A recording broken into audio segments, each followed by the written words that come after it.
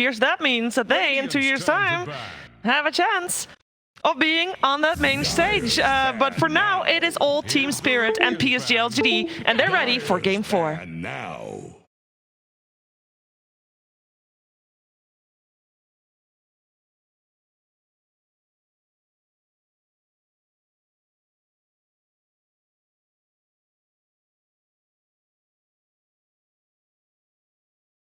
Ten seconds. Hello everyone, welcome back to the draft panel of the TI-10 Grand Finals, again with Seb and Nota and myself. And I want to ask you guys, how important do you think that victory was for LGD? Like, how is it going to affect their mental game? It's massive for them, of course. They have no more room to fail, whereas Team Spirit, they might get a super challenge coming their way if they don't close it out now. They're going to have to go into a Game 5, same position. You have no more losses to take. So for LGD, they need to get as much confidence and as much freedom so that they can beat themselves again, or like their full potential. Mega important victory, of course. If you lose, you're out. But mentally, they need to take something from this. I think we saw a little bit of a better body language, if I want to go that far, and say that they do look like they feel better. And now we see the switch up, and we were talking about it before the draft started, right? Yep. LGD broke Team Spirit Magnus, and I think they broke it in a very convincing way. And now the question was, so the second pick won all 3 games, and both teams kind of realized second pick works better. So far, this can still change. Team Spirit got the choice, which is a very big deal. It's probably not going to decide the outcome of the game, but it gives them definitely like an upper hand. And now with this first pick, LGD, they had to choose. Do we want a mag, or do we want to give them mag and play against it? And then if you do that, mainly the Rubik was the big con, right? And Team Spirit, they actually decide to not go for the Rubik versus the mag. They end up going for the Wyvern, which so far has been one of the best answers to Tiny. Nevertheless, though, in this opener, Tiny is banned, and they go for the Wyvern anyway. So, yeah, I think it's going to be quite interesting to see how they cope with this Magnus, because I don't think the Wyvern quite does it. Is there a reason you think they banned Dark Willow over the Wyvern? Because in the previous 2 games, I think LGD had been banning Wyvern. I mean, Seb, you even mentioned me, you thought maybe the Wyvern ban was a mistake. Yeah. But in my head, if you're going for Magnus first pick, Wyvern seems like a better ban than Willow. I think so. At the same time, I think both bans, to be honest, I want to say I'm not a fan of the Willow ban, but then I'm just going to go with I don't quite understand it. I think I'm just missing something here. Yeah. I think the Willow ban would also help them do the Shaker more second phase if they want. I mean, it's a hero that they're also very familiar with. I think the Bramble value is still there. I don't know if it's worth a ban either. I think there are some very powerful game-changing bans that shouldn't be overlooked, but Wyvern might be a very high-rated hero, or should be higher rated than some teams maybe give it credit for. Statistically speaking, has won a lot of games here, and it is a classic mag counter to at least a classic mag gameplay, but still the skewer play is very strong, and we saw it addressed last game where the Ruby got a lot of good lifts on, and also the shard lift eventually makes carries feel really safe against this. So yeah, let's see. And now the Lion is in already from the first phase. Also quite unconventional to open Byron Lion. Yeah, and there's a lot to say about the Bane pick also, in my opinion. I mean, Team Spirit, the Lion, they didn't get it the last games, and it has been a hero that worked really well for them. The way they play, they play so well around vision. They always set up this Lion for great kind of hexes fight. He starts to fight with hex, and it's hard to stop it. I'm really surprised that the Tide didn't come for Team Spirit. I mean, it's one of Collapse's best heroes. Mars is out. Mag is out by being first picked by LGD, and then the third Collapse hero, which is much more than just a Collapse hero. Like Team Spirit, they play around it, they build around it so well. Is Tide. Tide is a counter to Magnus, and yet they don't go for it. Meaning LGD might have had a second pick, like a second first pick. Here? I think they have to. But right? if they don't, maybe it means they have a great answer to it, and Team Spirit knows it. I think they're going to be banning out a lot of team fight. They start with the Doom probably now, and I think that's also, you're not going to pick Mag or Tide yourself next phase. You're most likely going to ban it. You have a Bane and a Mag, right? Yeah. Let's see. They don't ban it yet. So the Doom ban versus Mag is a very simple concept. It's like you play a Mag lineup, you want to empower a guy, and you want that guy to just go ham. And of course, if he gets doomed, then the whole lineup doesn't make so much sense anymore. You kind of break their way they want to take the fights. I want to talk quickly just about the Bane versus Wyvern and Feeble. It counters Wyvern heal completely. Also, it's really good at catching Bane, catching heroes. I think it's just a very interesting hero versus Wyvern in terms of how he's going to beat him on the lane, and also has great things to do in the game against him. they do ban the Ember. Obviously, Ember Mag Ember itself already has been a great combo, great hero at, messing with the backline. Lion and Wyvern, they don't want to be messed with. If these supports are allowed to cast their spells, especially in the hands of such talented players as Miposhka and Mira, they will win the fight for them. Yeah, So I was expecting to see 3 sort of backline jump bans coming out from Team Spirit. I mean, I feel like Lion Wyvern, it's a bit vulnerable, so you have to protect your supports with bans. I've always felt when I'm drafting that I don't like picking 2 supports like this, because then you're spending bans and picking supports. But do you think there's to your knowledge, is there any reason to pick 2 supports like this instead of picking a quarter? I think it's only if you're afraid that you're not going to get them and you value them so much that you need them. But in my opinion, it's very abusable, and I think LGD will take the bet, will get the most out of them. Interesting to note is ET has not been removed, right? Yeah. I think the Lion was also a potential answer to a Mag ET, yes. and they're also rushing it because it's most likely going to get banned next phase. That's I'm still very surprised that the Tide has not been banned. Yeah. I'm pretty sure Collapse is going to ask for this hero this game. They must have they must have an answer, LGD, right? I think if they don't ban it, they for sure know it's coming, or they could be coming. They must be ready for it. That's how I view it. Maybe they're planning on picking the Juggernaut already, or the Slarks. But they're not in full control either. As Team Spirit do have a ban, they do have kind of a way to dictate. They banned the Ursa. But if you think about it, it doesn't sound so Team Spiritish to pick the mid or the carry here. Most likely they will pick Collapse. So maybe LGD is we don't have to worry about a closing second phase pick. You're right. Yeah. And that anyway they're gonna show it to us here. That's thinking far ahead, which I'm sure they are. This double support opener is vulnerable, very vulnerable in that sense. Is that you're now you still have to reveal, and they're able to get 2 really strong picks. Never mind, they actually go for it, and that also is a statement from Team Spirit in which they maybe thought that the Spectre was the bigger problem last game versus the Rubik. These were the answers. And this is exactly what I think should be done. This is precisely what should be done in a Mag versus Spectre game and in a Mag versus Rubik game. This Magnus does not want to RP anybody. He doesn't care about getting his blink cancelled. He doesn't care about getting blink at all. He does not want to skewer anybody. This Magnus is going to empower Luna. He's going to build aura items. They're going to plant the tombstone. Luna's going to hit the buildings, and that is going to be the fight. And heroes like Spectre actually are probably the worst out of all the carry pool to deal with that. You have to fight into this massive ball that is coming, and Spectre hates that. The only good thing that they have right now is a Winter's Curse. The Lion is disabled, most of Iron spells are disabled. This playstyle versus playstyle heavily for now favors LGD heroes. These heroes on the bottom, they will not enjoy a strong ball coming to hit their tower. So to make it very simple, basically what has happened in Game 3 and Game 4 draft is, Spirit got their Magnus, LGD broke it, Spirit had to find another way to abuse the Magnus hero, and LGD now are showing how do you turn. They beat Magnus with Spectre, and they also showed them you can beat Spectre with Magnus if you understand what's happening. And I think this draft is what's happening in a nutshell.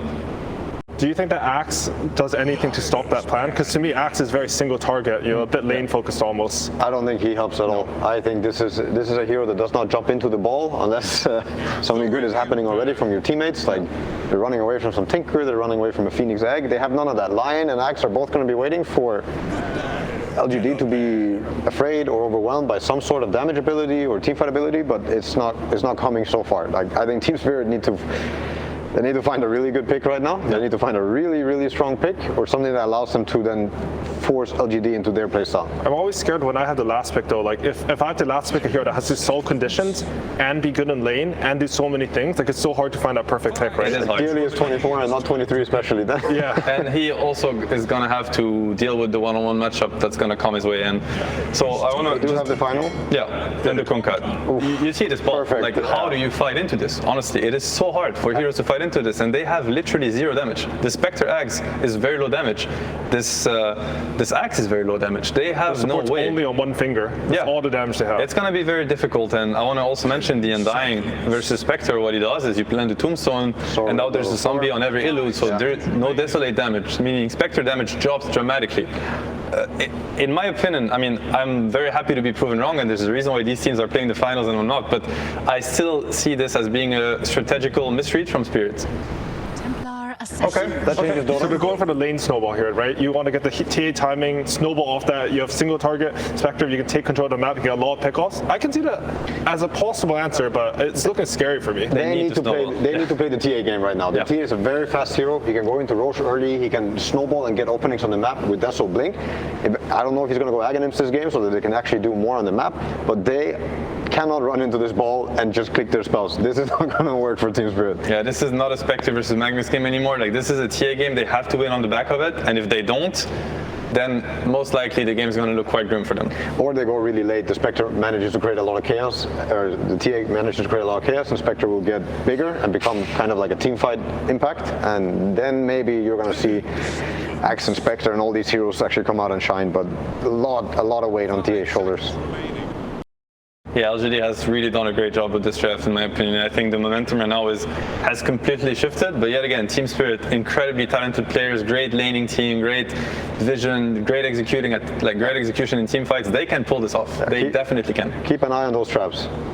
And we're getting into game 4 now, but before that, we'll have an interview with Sumi and LGD's coach, Xiaowei.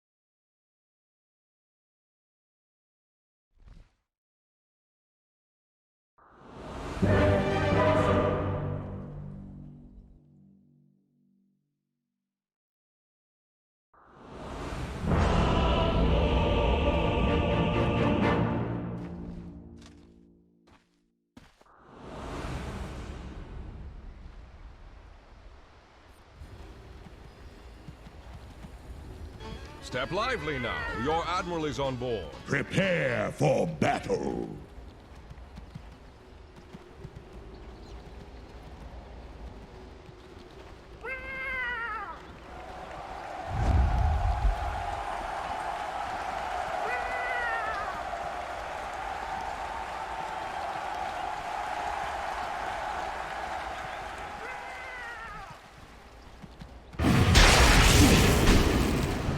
And already right on into this one. Sumi Mira's gonna get caught and gonna get killed. How's that for a start, Trent? Oh, such a good coach. He just gets us there right in time. Well done. As his team will take first blood. Very, very good start. Play their own game. That's what we're hearing right now from the coach. Xiaowei so often has been the one to be able to lead his team's success, and Aegis himself, but we'll see if they can do it here again. As nothing to say why, they're all invading. Dude, LGD coming out with some confidence saying, this is our high ground, we're coming to take it. And this is what you get when you keep coming back with this Undying, right? You're very willing to brawl right now. So they are going to stick around for a moment. Ame spotting out the rest of Team Spirit, moving in that area, getting that extra vision with the passive. And will we see another round of Bounty Runes stolen away? Collapse walks on in. Why there? Gets the click-off win. So LGD, they're going to claim 3. Turns back for more. Wants the brain sap, but can't quite find it here. So yeah, another focus on the lanes for sure here from LGD. But the lanes also seeming to be the win condition right now for Team Spirit. I have to say, you know, it's difficult to disagree when there's a combined 5, you know, Aegis is won by that drafting panel. True enough. That's a bit rough. So I think they might be onto something with this whole concept of like needing to snowball things pretty hard here, needing to play around their Templar Assassin, and there's always a chance going late, of course, especially with like the way the Templar Assassin now functions because of our Aghanims, where you can actually get like a little bit of a split push out of this hero, which you didn't used to get in the past. But you'd much rather be leading things ahead of the game right now for Team Spirit, and if they don't get that, like, they can easily do that with these heroes on the side of PSG LGD. Totally. The snowball can definitely occur. And I really liked what we sort of heard about the mentality that was going on as well, as we see Nothing to Say get a D ward there on the Observer ward. Like, you think about the way that Team Spirit has played throughout this. They're playing, you know, just for fun, they say. They're playing without any fear. But for some of these players, that's not an option. Ame, he's been so close before to winning the Aegis and then snatched away at the last second. This is a story for him for redemption. Yeah, we often hear the pressure of the Chinese community on this team just because, you know, they've obviously looked so good and they've been so close before, and particularly Ame, he's shielded. You know, he's taken some of that blame before in the past, particularly at TI, particularly in a Game 4. You know, the pressure has been there, and it's been a bit much at times. But I have to say, after last game, I think he's probably feeling pretty comfortable here with his Luna. He's looked amazing in that Spectre game, so we'll see how they deal, as Xingqiu was able to get that pull through and only get the half pull on these creeps connecting it, as Miposhka wants to keep that pressure on Xingqiu. Needs to be careful here. Obviously only level 1, so doesn't have that Splinter Blast yet on the Wyvern, but they will throw out one more dagger on his way back home. Just to send him all the way back here. And now, yeah, Collapse. So we talked a lot about Collapse and his hero pool. And of course, you've heard a lot, I'm sure, about the Mars. Heard a lot about this Magnus that's looked pretty good. But the other hero that he has played a ton of games on professionally is the Axe. Not a hero that's been very big at this TI, though. No, but can often make those huge plays if you can get the opening. The panel did talk a lot about how maybe there's going to be some overlapping things going on with Mira and the Axe, both trying to find that big jump. That Seb guy? Oh, yeah. That's that guy. Yeah, that's the with one. The Axe. Wow. Yeah, I remember now. Yeah, that was pretty good. But we'll see how it goes here in this one. As you can see already, the chase down, Faith Beyond taking a little bit of a beating here on this Magnus. Xingqiu moves into position though, and at least for the moment, you can see that Spectre taking a little bit of heat early. Not able to get all those last hits yet. Collapse also trying to go toe-to-toe with Ame in the bottom lane on that Luna. Yeah, there's a reason that statistically Undying has almost always been one of the absolute best heroes versus the Spectre. Whenever you're just talking about like just raw data in terms of games played, and that's because like you get some pressure in lane sometimes if you get this sort of a matchup. That's always nice, right? Spectre likes to be left alone. But more importantly, when you get into the mid game with the Tombstone drop down, you actually get all these zombies popping up, right? And it really ruins the team fight for the Spectre, especially when you're trying to deal some damage there with the Desolate. You can see a bit of a rundown again, as Toro playing as far forward as he can, but has to be very wary of those skewer backs that we've seen time and again, as Y will get a little bit of a chase onto Mira. The Lucid Beam and dead. Y just takes him down. Collapse just can't do anything. Just like, No. I'm sorry, you know, I'm just going for some creeps here. It does have 20 last hits compared to the 9 of Ame, so... You know, that's a sacrifice that you're willing to make. He's hitting pretty hard. Already the Ring of Health done. Obviously came there with that Quelling Blade and a lot of armor. Collapse having a good one on the Axe in the laning stage. This is what they need. Well, that is actually a really interesting one too, right? Actually going for this this Vanguard, because you know a lot of heroes they're going for the Helm. They're building into something else based off of the Helm, the Iron Will. But Collapse able to go for this cheaper Vanguard, but for Axe, that's an item that can actually accelerate your farm quite a bit with the Ancients. Why? Get chased a little bit there, but will back out afterwards. And you can see at least now the very slight lead that we're seeing into the favor of LGD. Nothing really to write home about. Both the mids doing fine. We haven't really seen either that many stacks on the Ancients. None done up yet. As some good damage there out on the Bane. Gonna chase down. Lucid Beam. Will it be enough? I don't think so. Why? Oh, maybe it will. All right, the rotation comes in. And they will be able to keep their Bane alive. Yeah, he was buying out there. He wasn't sure he was going to live, so he's going to run all the way home. But there are the stacks that you were just mentioning. A double done there by Miposhka in the dire jungle. So something for this Templar Assassin to fall back to. They want to stack her up nice and early. When you're trying to play around this Templar Assassin, you can stack your Ancients, you can stack all of your neutrals across the map, and she can cleave through them very, very quickly. Just trying to align these earlier items like the Blink or the Deso, maybe a Falcon Blade in these times right now. So they need to enable her to get this game online. Yeah, and of course, then if you're LGD, you're going to look to try and go in there and invade those stacks and get some damage dealt. But already, a Torrent combo comes out. Y makes that move towards the mid lane that he always does. And just trying to burn through the refraction instances and make Toronto Tokyo a little bit less comfortable. Yeah, not a matchup we see all too often, honestly, with the Kunk and the Templar, but you do have that interaction, as you're mentioning, where you can get multiple instances of damage from the Torrent, so burning through that, and, well, Toronto Tokyo, I'm going to come take a look here and say, oh yeah, Nicely done. I think I'll stack this up one more time. And Mira also stacks all across the map. And what I really like too is this defensive ward that they have right next to that stack they're doing, because you often see this ward used like late game when you're talking about like Roche and everything, you're trying to cover that, but a lot of teams are coming in contesting neutral stacks right now. It's one of the themes of this tournament is up top. Well, that's another good theme. Toro, is he going to live though? With the cold embrace, they don't feel confident going for him. On the level 6 rotation from the Kunkka, very disappointing to not get the kill. And they can't even really follow up with the tower pressure, but on the other side of the map. Collapse. Going to take some damage there. Creeps run off of him. And with a couple quick hits, will they have another Lucent Beam for the finish? Vanguard keeping him very tight. He actually goes away for the spin. Has to be careful on why. There's the Fairy Fire living, but the Brain Sap. Enough to finish him. I can tell you, this guy must not have got very many Crimson Witnesses, because he is not lucky. No. Not enough spins there for the Axe, and a good usage of the Nightmare to take those creeps off to stop the potential counterplay.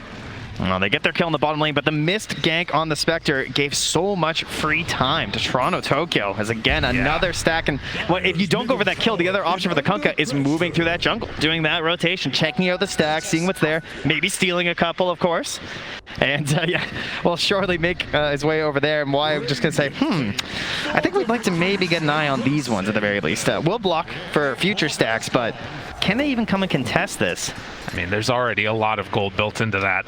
That's going to be such a big injection. And the thing about the TA is you just take it so quickly, and maybe if they pair together with Collapse, already having that Vanguard done. Yeah, it's a tough call too, right? Like, because if you want to move in there, let's say, PSG LGD, oh good, we have time to think about it at the very least. You have the night vision bonus. Right. That's there, right? Of course, that's going to be expiring soon. You got 2.5 minutes to work with.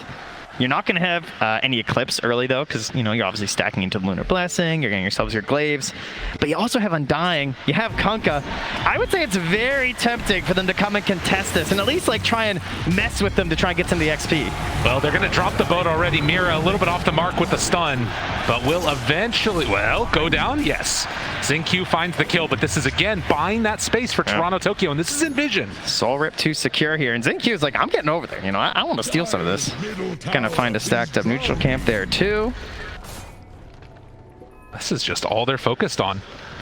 And Here's Tombstone in 3 seconds. Why? Are they really going to go for this? I mean, a lot of them are really low. This is pretty, I say do it. Yeah. He goes for it. Getting a couple already. And the Fairy stringer for the team, the 2 supports. There's an Axe and a Templar Assassin. Oh my god, they're just going to get him. There's another lanes. I mean, this is huge. You're also already up 3,000 net worth right now on LGD, but they see these taken, and all right, he got a lot of them though. Now, can you get out? That's the question. I mean, at least one of these heroes is going to die. XinQ chased on. Surely at least one of them goes down, but maybe not. Toro pops out that haunt. The chase down Mira's there as well. Cold Embrace, the back away. They used haunt for this, and I don't know if they're getting anybody. Is there anything more classic than LGD and their Undyings and their phase boots though? Oh, like it almost gets them out. And they clean out that hard camp also. LGD are all over this.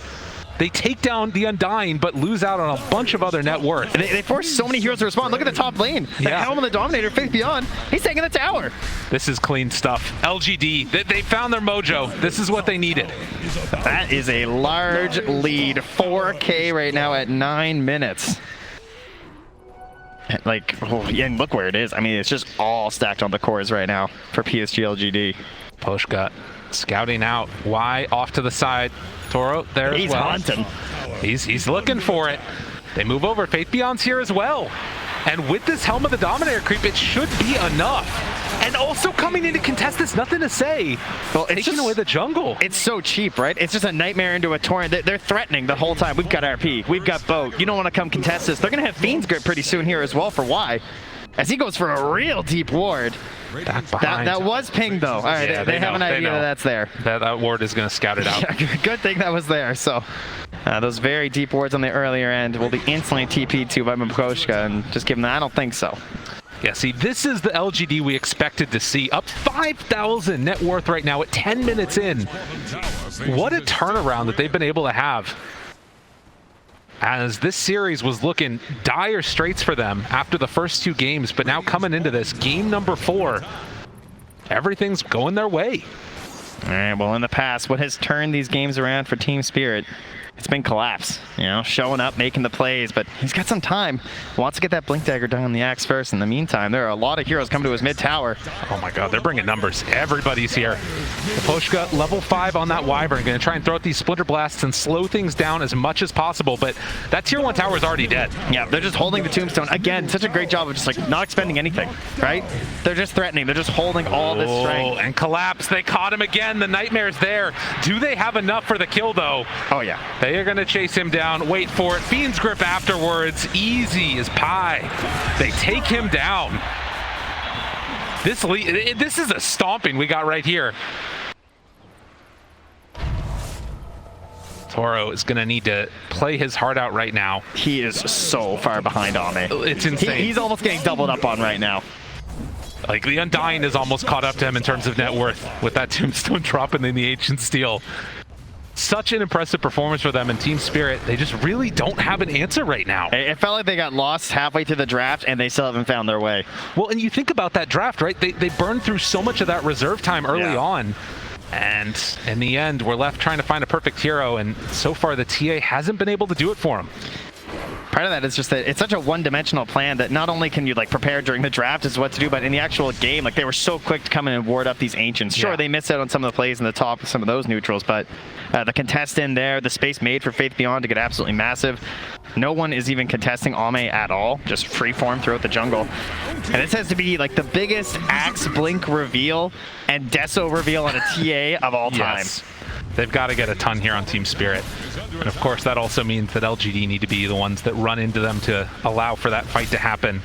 Not an easy ask, but again, you've got some big combos here, right? You've got that Winner's Curse into a big call, afterwards Lion Stun. The combo is there if they can find it. The fights are so hard though. Looking for it right at the start. The boat's going to come out. And now the slowdown. Mira in some trouble. Collapse back behind the tower. Also getting ran down by nothing to say. He needs to TP out of here. He bought his blink. Yeah, no one else died. As long as they're able to get away, that should be good enough for them. So they get the kill. Fabian finds it, but also on the other side, Y kills off Mira. 8-1 to start this game. Yeah, throws down a ward to secure the kill.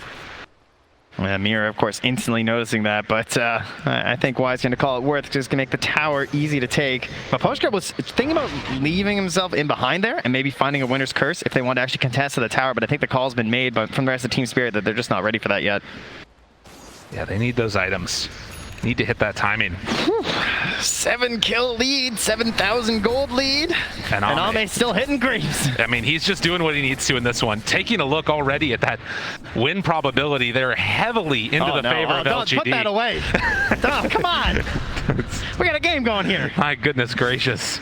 The Nightmare is down. Poshka going to trade it over onto him. They have this blink. Want to reveal, but the only people down here are supports, and that's not big enough. Ward also covering it all.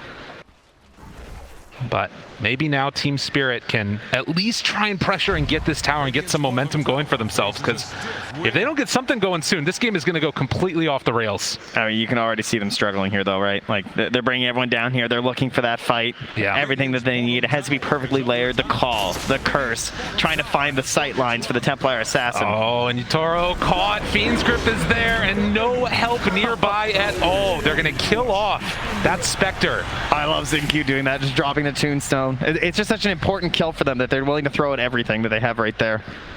And immediately afterwards, they're thinking about going to Roche.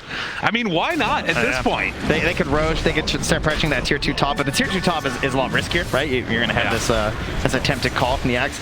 Also, they actually don't have great vision right now onto that high ground, so theoretically, if there was something there from Team Spirit, maybe they'd have a chance, but perhaps they just have the really good read that they are all in the bottom lane right now, waiting for them to come to that bottom tower.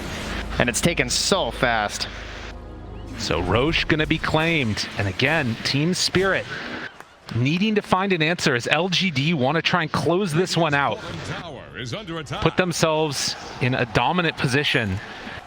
And already Y is gonna head up here, try and get down a deep ward. We'll see if that one bears any fruit, as LGD will retreat back, get their next set of items, and then be ready to go.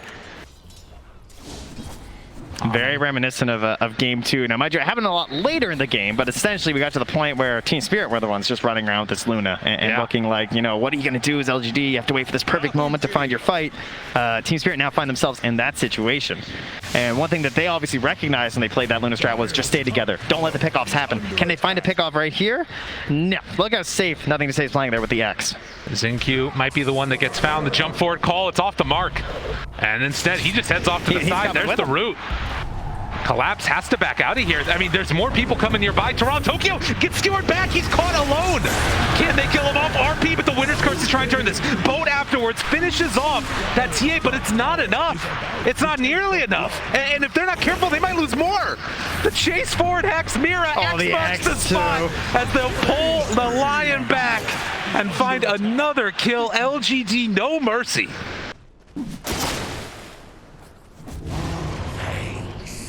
Dyer's top tower. It's looking rough. It is looking rough for Team Spirit. Is that a spear breaker in that drift? Yeah, I don't know. This is? Because something happened. They turned up on PSG LGD. Dyer's middle They were not going to go out like that. Well, it's looking like a completely different series at this point. I mean, Team Spirit, you know, the fun loving, we're just having a good time. Good times might have come to an end right now, at least in this game, and you know, it gets to the point where as the game continues, you just wonder like how much is this impacting the looking like potential Game 5. Potentially. I mean, again, you never count this out. We've seen teams come back from more than this against LGD to win a TI, but can they do it again here? Spectre, so often that late game answer, and they just need to find a good fight on Team Spirit to pull this one back. The question is, will LGD give it to them? Underneath a ward, this could be the way it starts. They've played so ridiculously clean this game, though. They're really not offering up anything over to Team Spirit. Now, they do have some good vision down in that bottom jungle. If there was ever a chance to go for something, it's probably towards that part of the map right now. But Faith Beyond not acting like it, you know? Sitting directly on a trap, and they still can't go. Yeah, I mean, it's so hard to really fight into this.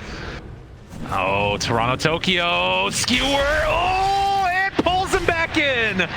They'll find the TA, wants to get out of here, blink away. Oh, and just like that, Tokyo able to get a little bit of separation, but they still have that night vision and Faith Beyond with the chase down. They got him there to the side. Nobody coming to help the TA. Tokyo falls again. 12 kills, 12K gold lead. LGD, keep up that momentum.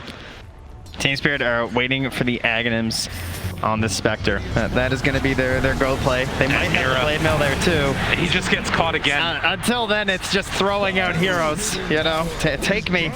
Try and slow down this tower push. How close are we now to that Aghanim Scepter? It's what, 50 gold away for this Spectre? Again, I mean, it's been a fantastic item, but as you heard Seb and No-Tail say, the damage is lacking. Oh, man. And they needed that early lead to actually provide some damage. They needed the items on Team Spirit. They don't have the items. Right.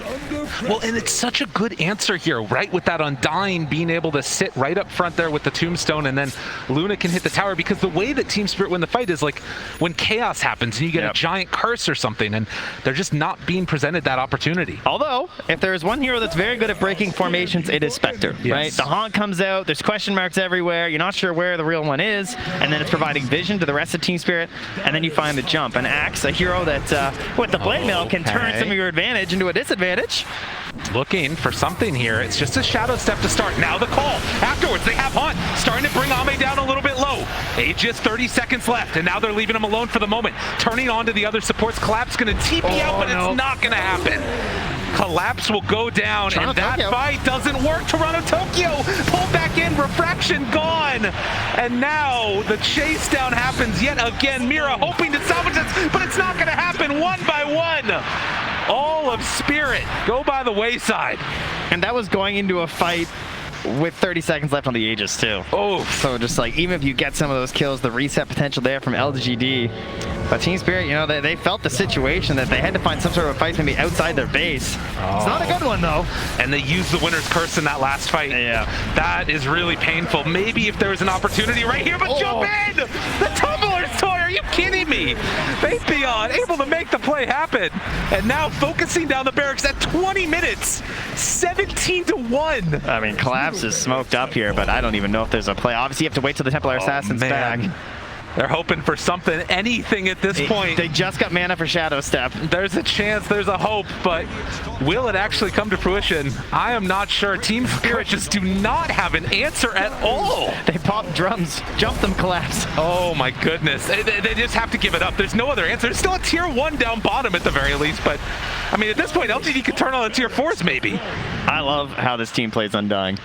The 5, the 4, like not a lot of teams really bring this hero out, but you know, you get this movement speed, so you get the ulti off the Flesh Golem, you're just getting the debuff down, having the drums to like benefit this early sieging ability that they have, as well as the Solar Crest too. So you know, so many teams looking for these saving heroes and empowering heroes on like the one big carry, and Undying just looking like a perfect answer when you also have the Spectre in the game.